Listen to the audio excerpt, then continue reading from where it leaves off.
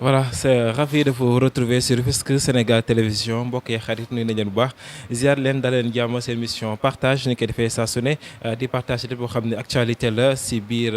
RSTV la amee saa su ne tey jii ñu dalal si plateau bi monsieur Arona Ly di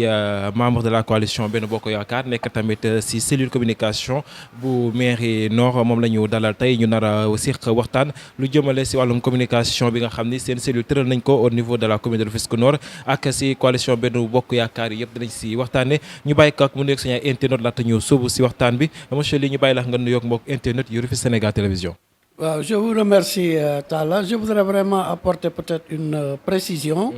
C'est vrai que je suis membre de la coalition Benno Bokk Yaakaar.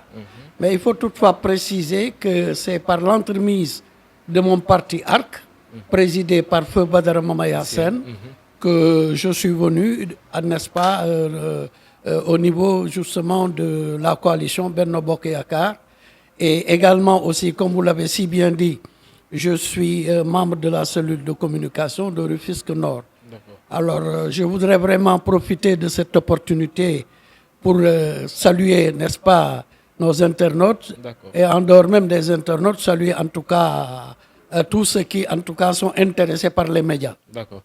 tey jii monsieur Ly fi nga xam ne foofu la ñu dooree rek konte si li nga xam ne yaa ngi bokk cellule communication bi tey jii cellule communication bi nekk au niveau du Nord nag fan la ñu toll si liggéey bi xam naa ne sa wax seen stratégie communication donc loolu je pense bien que dina xaw a yomb mais suñu si mënee may tuuti rek stratégie communication yi nga xam tëral ngeen ko au niveau du Nord. waaw comme son nom l'indique cellule de communication, n'est-ce pas, de Rufisque Nord. Eh bien, comme tout le monde, door nañu liggéey bi depuis un certain temps. Eh bien, comme ni ñu waxee rek communication bi ñu ngi jokkoo ak doomu aadama yi di leen informer. Eh bien, di dem ci médias yi di wax li nga xam ne peut-être moom moo soxal, n'est-ce pas, suñu coalition. Alors donc fi mu nekk nii nous sommes de plein pied. Presque génn nañu ci pré-campagne bi. Alors maintenant, on va aborder, n'est-ce pas, la campagne proprement dite. C'est-à-dire vendredi à partir de minuit, et que la cellule de communication, je crois que organe la boo xam ne pratiquement alors moom mooy doxal, parce que mooy informer, mooy communiquer. Alors di xaar nag feedback bi. Bon, parce que ñun aussi bu ñu communiquer feedback bi rek la ñuy xaar pour xam ndax nous avons fait une bonne communication. tey jii tamit am na ñoo xam ne ñu ngi naan maanaam tey jii communication bu maire sortant bu Rufisque Nord maanaam dafa xaw a des. waaw en fait xam nga loolu chacun est libre ku nekk rek ni nga xalaatee ni nga gisee noonu ngay waxee. Bon, je pense que ñun ñi nga xam ne aussi ñoo nekk ak moom et je dois préciser que aussi c'est des gens yoo xam ne. Dañu jàng communication quand même ils sont pas venus par hasard comme ça dañu nekk nit ñoo xam ne dañu xarañ ci li ñuy def dañu compétent. Donc bon peut-être ñun mënuñu comprendre peut-être li ñuy wax communication, n'est-ce pas, monsieur le maire Mame Omar Mané dafa des mais amul lu parfait. Peut-être que xëj na dañu naan des na mais quand même on pense en tout cas que Mame Omar Mané, n'est-ce pas, a une très bonne communication parce que il est entouré de gens compétents, de gens ñoo xam lan mooy communication. tey jii si côté réalisation defoon na li nga xam ne mooy présentation bilan mu doon loo xam ni jamono ji su fekkee am na tam bëriwul ñi nga xam ni tey ji dénk nañ leen ba tey ji ñu war a sampaat seen dënd di defar li nga xam ne mooy bilan bilan bi nag si benn partie bi ñu si bëri daal dinañu koy am na ñoo xam daal dinañ koy déchirer de ne bilan bi donc bon lépp li mu def noonu c'est peu. Donc tey jii en tant que membre si li nga xam ne mooy ARC ni ko waxee membre si cellule bi tey jii nag ngay jàngatee loolu. waaw xam nga mooy toujours di may wax rek dafa am yoo xam ne doo ko trouver tontu bu juste parce que ku far ak ku farul la parce que ñi nga xam ne xam nañu te réaliste mën nga bañ a far également aussi nga nekk nit ku réaliste nga nekk nit koo xam ne tu es un non aligné maanaam fu dëgg gi nekk rek fa ngay féete. Je crois que aussi à vouloir dire que le bilan peut-être de monsieur le maire Mame Omar Mané, en tout cas je ne dirais même pas parce que Mame Omar Mané est avec une équipe.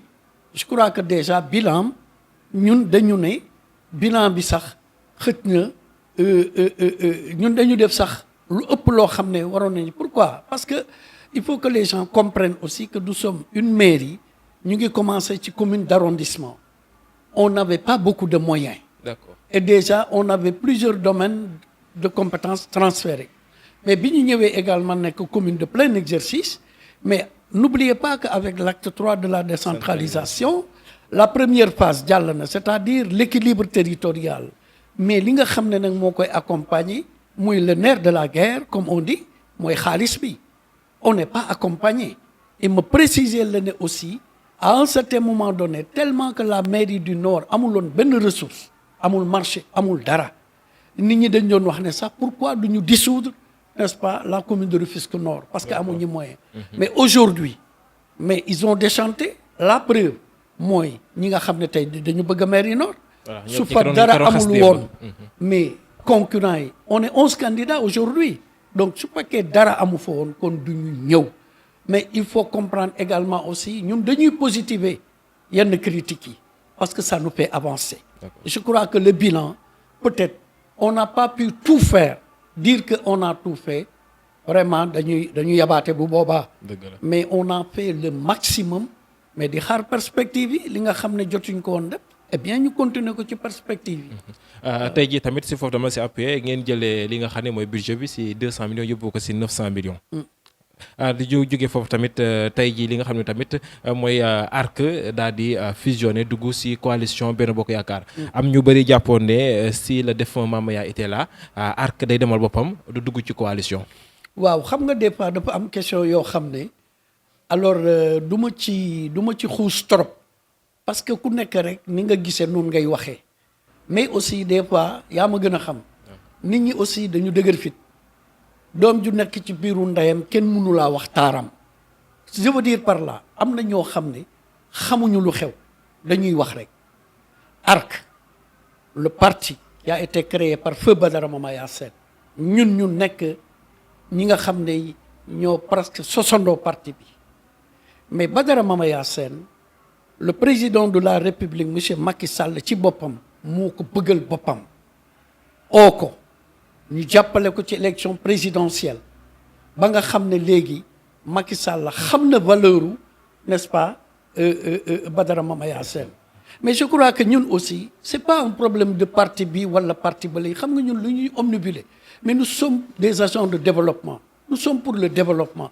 ñu ànd ak yow bañ a ànd ak yow quand tu es compétent dañuy ànd ak yow soxlawuñu ay bon parti ARC ak coalition APR ak tout ça ñun li ñu ñor mooy c'est le développement de notre pays te li nga xam ne développement de notre pays mu ngi commencer bay ci say homme maintenant c'est de bonne guerre hein? On est dans la politique bon polémique yi wax yi tout ça on gère parce que aussi àdduna moo demee noonu étape par étape difficulté par difficulté ñu surmonter ko mais li ma la mën a wax daal par rapport à ça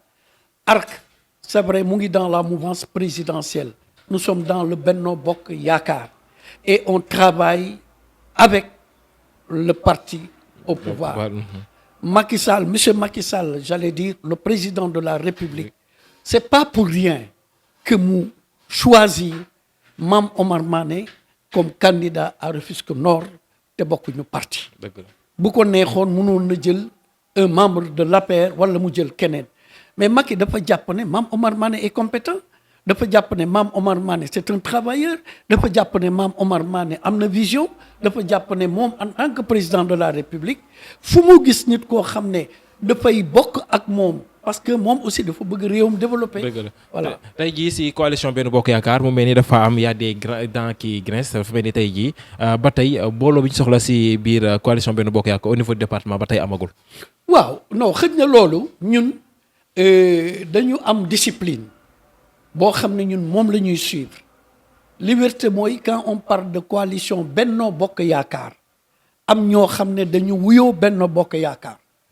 ñun ku ñëw ñu ngi ci Benno Bokk Yaakaar ku ñëwul ñu ngi ci Benno Bokk Yaakaar maintenant les grincements de dents là mais tu as vu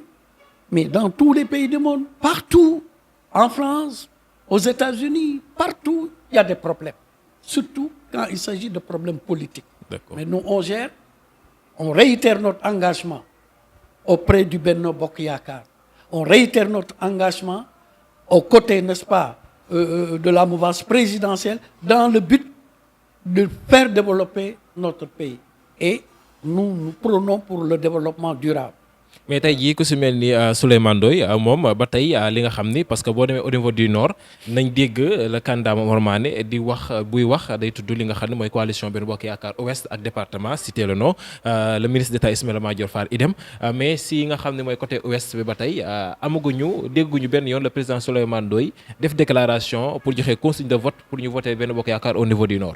waaw xam nga mooy li ma la doon wax léegi rek ñun xamal lu ñu gérer li nga xam ne moom la ñu jàpp ne ñun ñëpp Benno Bokk Yaakaar la ku ci nekk nag boo béyee sa waar tool bi set ñun ñëpp ñu àndandoo góobandoo n'est-ce pas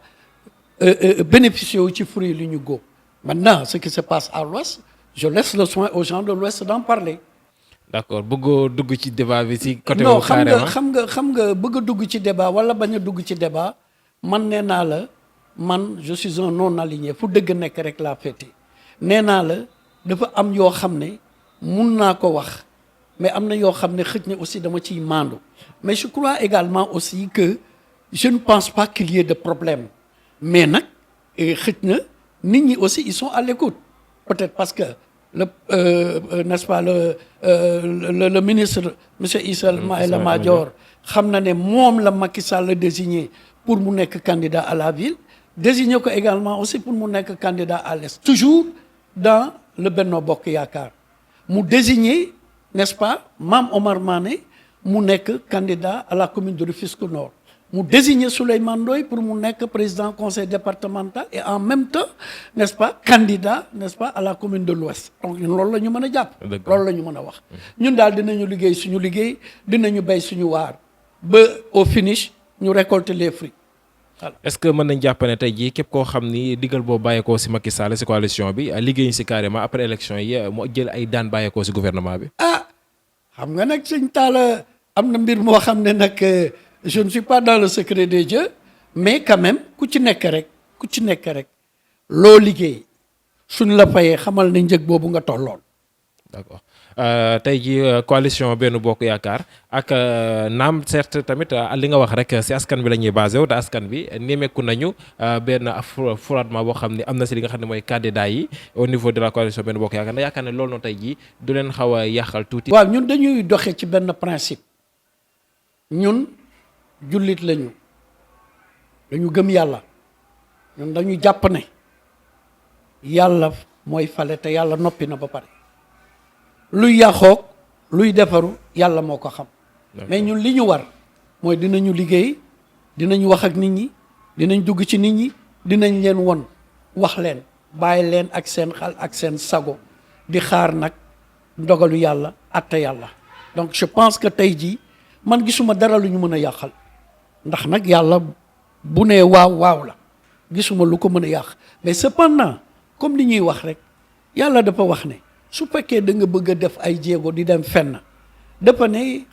fais la moitié de ton chemin et je ferai le reste. D'accord. maanaam di nga def sa genn wàllu yoon man yàlla ma yeggaleel la. ñun nag ñu ngi def suñu genn wàllu yoon. ndax tey jii mën nañ jàpp ne loolu guerre de positionnement dafa am ci diggante ñi nga xam ñoo fare APR ak ñi nga xam ne mooy yeneen parti yi nga xam ne ñoo ñëw fekk ci coalition bi. waaw xëj na loolu dafay xaw a difficile peut-être pour ñu wax mais xam nga bu ñu waxee positionnement mais c'est de bonne guerre. mais dafa am positionnement yoo xam ne defarul day yàq. dëgg la mais dama jàpp ne positionnement pour ñun ñëpp APR yoo ARC yoo Benno Bokk Yaakaar d'une manière générale ku nekk APR xam naa sa xër rek bëgg a gën a defar. ku nekk ARC sa xër rek gën a bëgg a defar mais dans tous les cas am na yoo xam ne même su amee suñ ko constaté parce que on est des responsables su amee lii suñu warugar mooy ñu defar bañ a dénigrer kenn bañ a boddi kenn parce que ñu xam ne ñun ñëpp ñoo bokk jëm ñun philosophie bi ñu am mooy on est dans le Sénégal et le Sénégal doit être uni Sénégal benn bopp la kenn mënu koo xar ñaar seulement àdduna moo tëre doxe noonu ñëpp mënuñu bokk gis-gis ñii dañuy jaar ni ñii jaar nii mais ñoo bokk point de convergence. d'accord tey jii laata ñoo commencé émission bi ñu ngi si doon wax si biir muy tey jii syndicat yi nga xam tey jii xeex je pense bien que xeex droit travailleur yi moo leen tax a jóg bu ñu demee tey jii bay wër si li nga xam ne mooy les maires sortants pour laaj leen bu ñu toogaatee wala fu kenn toogaatee quelle serait leur situation est-ce que loolu tey jii bon loolu la ñuy xaar si syndicalistes yi. waaw jàpp naa ne syndicalistes yi dama yaakaar ne rek ne xëj na c'est des avant-gardistes dañuy anticiper et damay positiver hein, parce que comme on dit l'intelligence c'est la faculté d'anticipation parce que ñoom xam nañu maire yi c'est politique. D'accord. Donc ñoom ñu jàpp ne parce que dafa am ay cas yu bëri yu fi jaaroon avec les différents maires ñoom nag pour protéger les intérêts des travailleurs ñu jóg ñu ni dañuy dem xool avec les maires sortants avec les maires bon potentiels n'est-ce pas maires hein. Alors dañuy waxtaan ak ñoom mais nag am na question yoo xam ne du gaaw a am tontu wala su amee tontu aussi doo am tontu bu la neex mais man peut-être awma jugement de valeur mais dama leen di féliciter wax ne ñoom aussi mënoon nañu toog xaar rek ba dara am ñu jóg ñu naan ñu ngay défendre alors fekk nag c'était un peu trop tard maintenant bu fekkee am na maire yoo xam ne mën nañu waxtaan ñoom assurer leen ne leen quelle que soit la situation bu ñu ñëwee aussi on va préserver les intérêts des travailleurs de la mairie et n'oublions pas également aussi il y a la convention collective bu ñu fàtte ne les travailleurs même si par ailleurs alors les agents des mairies nekkuñu des fonctionnaires mais aussi dañ leen protéger donc léegi loolu xëj na dina am neneen nu mu demee maintenant je loue leur démarche mais xëj na j'ai dit que peut-être bu ñu jël la part des journalistes parce que journaliste moom dem di poser question di laaj mais quand même syndicalistes yi aussi dama bëggoon peut-être ñu def ko de concert avec les journalistes ba nga xam ne peut-être ñoom ak journalistes yëpp dinañ def liggéey boo xam ne dina mucc ayib mais condamné wu ma leen nag franchement yëg naa loolu parce que man samay nit la ñu waxtaan naa ak ñoom donc peut-être démarche yi xëj na ñoom am nañu loo xam ne man xawma ko mais dans tous les cas daal na rafet rek. D'accord. nañu préserver intérêt travailleur. nañu positiver rek. D'accord tey jii tamit sa gis-gis si li nga xam ne mooy mairie yi ak clientèle politique bi parce que nañ dem ba tey jii ba moytul budget bi carrément lépp si fonctionnement la jëm investissement dina néew loolu ñu def ko. ah waaw enfin bon man dama jàpp rek ne clientèle politique bi aussi je crois que aussi maires yi ils sont assez responsables maîtriser nañu seen domaine gis nga lu jëm ci fonctionnement fa la jëm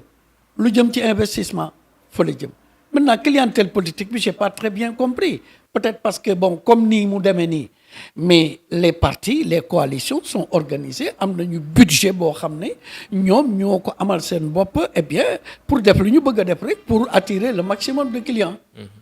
D'accord tey jii am na benn question boo xam ne yaakaar naa ni képp ku faree benn bokk yaakaar bu ñëwee naaka laaj tey jii benn bokk yaakaar dafa tëral benn système politique boo xam ni mooy doxa analyse boo xam ne tey jii dañu naan si commune bi wala ci ville bi képp ku fi war a nekk dafa war a nekk si mouvance présidentielle pour dëkk bi mën a suqali ko su fekkee opposant la bon ak système politique ni mu demee day xaw a suuxee loolu est-ce que tey jii yow en tant que si membre coalition bi vous êtes d'avis avec ça? Non, peut-être que j'ai pas d'avis particulier à émettre par rapport à ça mais je crois que aussi tamit nit xel la war a doxee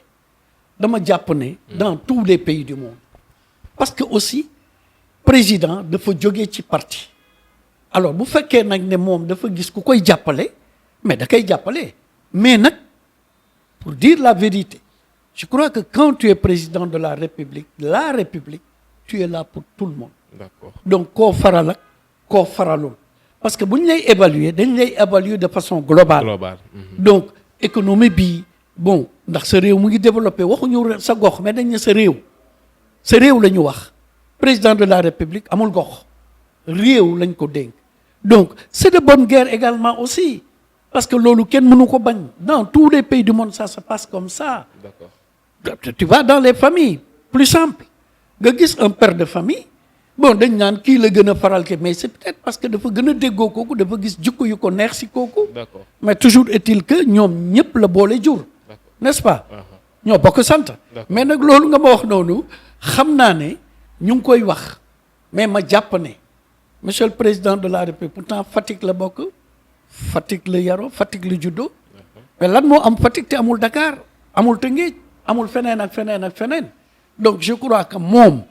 en tout cas man j'ai pas la prétention de donner des conseils au président de la République mais dama jàpp ne en tant que citoyen libre war naa mën a wax nag président ndey ji seex la njaaxaanaa lay tëdd. tey jii la mairie nord dit non à la violence pendant les élections municipales yi ñu dëkkmal tey jii un message à lancer. Oui, le message que je vais lancer, moi j'adhère entièrement, même si c'est pas la mairie du Nord. Gis nga violence baaxul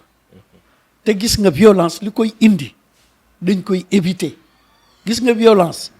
su fekkente ne yow damay discuter ak yow je suis à court d'arguments ma remplacer ko par violence. te violence ku am xel ku am argument ku am fulla ku am fayda doo woote violence. parce que violence effet de boomerang la boo ko sànnee dafay dellu si waat ci yow. donc damay lancer un message à tout le monde. je l'ai toujours dit boo doon lire samay post Facebook depuis le début man je n'aime pas la violence. je combats la violence. violence baaxul fenn te violence c'est un frein au développement. violence baaxul muy ci diini muy ci leneen ak leneen ak leneen ak leneen képp kuy woote violence c'est parce que yow tu n'es pas utile à la société. c'est parce que yow amuloo argument yow mën a indil nit ñi pour convaincre leen pour ne jaar leen yoon bi c'est la voie du développement. donc violence c'est condamné sous toutes ses formes nag violence physique violence verbale et tout ça là moo tax campagne yi je crois que déjà c'est le moment ou jamais pour que les gens là di nekk responsable parce que soo wóoloo sa bopp doo oote violence. voilà. tey jii ñu tëjee rek ak perspective yi nga xam ni moom la ñuy xaar au cas où si le maire sortant Mame Omar Mané est réélu au soir du 23 janvier. waaw ñu ngi ñaan yàlla nag ñu réélire ko. man j'ai l'habitude de dire tous les candidats qui postulent moo xam nord ville ouest est damay ñaan yàlla ñëpp nekk ci jàmm. damay ñaanal ñëpp fekke ko tal ko te mën ko mais ki nga xam ne moom la ko yàlla di jox nañu ànd ak jàppale ko xam ne bu doxalee réew mi moo dox suñu gox moo dox su doxalul ñu réorienter ko ne ko nii il faut que qu'on propose aux gens c'est pas par ñëw parce que man maa fi war a ne le toi que je m'y mette dafa war a jeex parce que su fekkee yow réew mi moo la ñor rek développement moo la ñor xëj na di nga xëccoo parce que pouvoir ku ne bëgg na ko xëj na nag yaa xam li ñu ci am mais laajoo ma ko mais je profite de ce micro je profite de cet instant pour dire aux gens politiciens bu ñu dugal ci fitna nañ ñu jàppale ku ci am sa doom wax ko xeex amul njëriñ jamante amul njëriñ parce que ëllëg ak si biir y a des gens pas tout le monde bés bu ñu accéder au pouvoir ca nga leen di gëj a gis ma jàpp ne am na ñeneen ñoo xam ne nag bàyyi nañu xel ci askan bi bàyyi nañu xel ci doomu aadama yi mais dans tous les cas kenn jaru ci xeex kenn jaru ci xuloo ñoom aussi war nañu woote wax seeni militant ne leen xeexloowuma leen saagaloowuma leen mais jàppale leen ma tàccu leen ma bu ma yàlla mayee ngeen xam ne loolu la bu yàlla mayee keneen aussi ñun ñëpp ñu ànd jàppale ko parce que ñoo bokk Sénégal. ñu lay remercier bu baax monsieur Arona li ñu bàyyi la rek nga daal di tàggatoo. waaw man maa war a remercier man maa gën a kontaan ci opportunité bi nga ma jox pour que mu mën a ñëw exprimer wu su fekkee nag ci sama biir speech sama biir wax am na lu ma wax loo xam ne dafay yàq maa ngi ñaan ñu jéggal ma damay wax rek waxtaan la te waxtaan aussi léeg-léeg xam nga wax su bare soit mu defar mbaa mu yàq mais ça dépend maintenant ci nopp yi muy dal maintenant awma bon benn intention pour di wax nii ñun nag ki nga xam ne moom la ñu àndal franchement muy Mame Omar Mané monsieur Mame Omar Mané actuel maire de la commune de Rufisque Nord monsieur Ismaïla Madior Fall ministre Ismaïla Madior Fall waxuñ ñu benn yoon pour ñu wax lu ñaaw pour ñu def lu ñaaw dañu ne ku wax nañ ko tàccu ku am nañ ko gunge. D'accord. voilà. ñu koy remercier baax moom monsieur Arona Ly bokk ci parti ARC nekk ci cellule communication bu commune bu Rufisque Nord ñu bokk ci coalition Benno Bokk Yaakaar ñu doon waxtaane li nga xam ni muy wàllum communication bi nga xam tëral nañ ko au niveau du Nord ak li nga xam ne mooy coalition Benno Bokk Yaakaar ñu koy jaajëfal bu baax ci wuyu si bi naam jamono ji seen liggéey bëri na lool waaye wuyu si nga Rufisque Sénégal Télévision di jaajëfal bu baax équipe technique bi di leen jox dig daje à très bientôt ci beneen numéro émission partage jërë ngeen jëf.